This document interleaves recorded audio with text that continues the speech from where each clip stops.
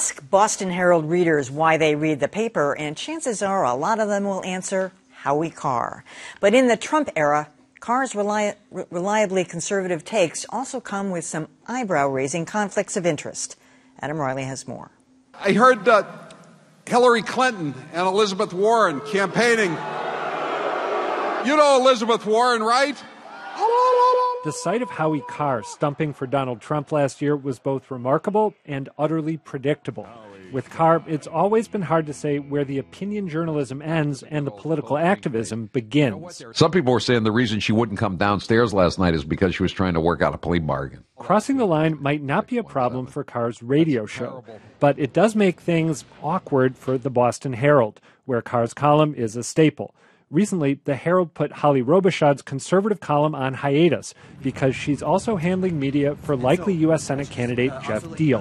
While I'm in office as U.S. Senator, I will not be writing any books. But while the Herald acted on Robichaud's conflict of interest, it seems unfazed by Carr, who's campaigned for Trump and joined Trump's exclusive Mar-a-Lago club.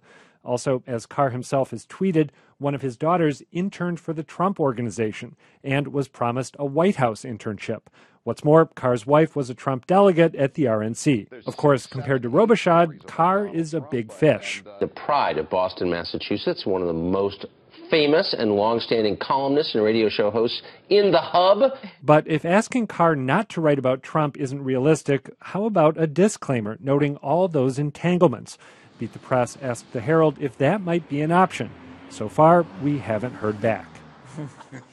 By the way, this is not necessarily a partisan thing because the guy who is the spokesperson for Seti Warren, what's his name, Mr. Frank, did some columns. Doug Rubin, who worked for Deval Patrick, did some, and they also weren't disclosed. And Eric Fernstrom, too, who was working for Scott Brown. He then has free reign in the Boston Globe to dump all over Elizabeth Warren. But it just seems in this case, because Howie Carr is such a prominent face of the Boston Herald, that they would want to make that disclaimer. I mean, it's not going to hurt them at all. Just, you just say he's I agree with you that it's not a partisan thing. The issue here is journalism and disclaimers and allowing your readers their ability to do their due diligence. He's an opinion columnist. His opinion should be strong. He's, as Adam said, a big fish. The company wants to make money. They're not gonna take their biggest fish out of the pond. Yeah. But I think readers deserve to know that he's involved in all these other issues, that he's stumping Trump, that his wife was a delegate, because that informs his opinion, and that then informs the opinion the that the problem readers are they have making. now is that they took Holly Robichaud off. Well, that's the big fish versus littler fish, and they're following the money. They're not going to hamstring themselves.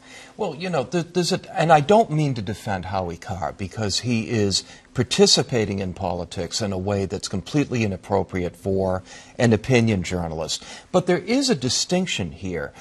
He is participating in a way that's inappropriate, but the other people we're talking about are actual political consultants who make money working for political candidates.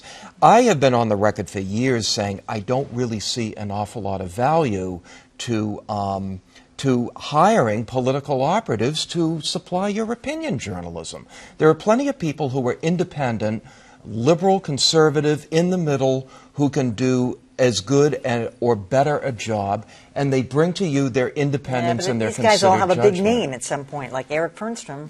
No, and I like Eric's column, but the fact is, these people are so conflicted because of what they do in their day jobs that you kind of have to question everything that they write.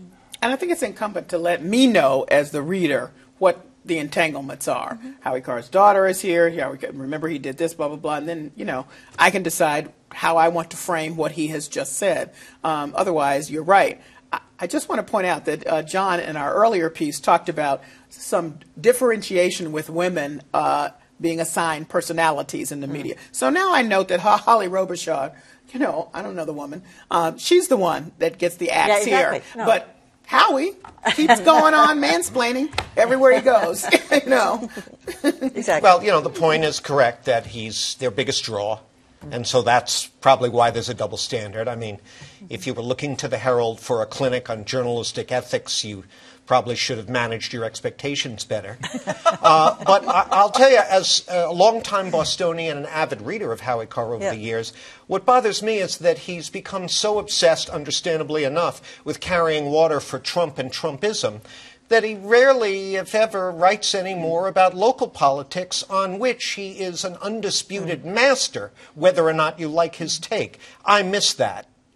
He did write yesterday, I think, about the millionaire's tax, or was it today? Yeah, you still get the occasional There's a lot column. of Trump in that piece, but it was... I'd like more of that from him. Yeah. But I mean, just going back to your point about getting other voices in there. I mean, I think a lot of the newspapers have look at what happened with Corey Lewandowski.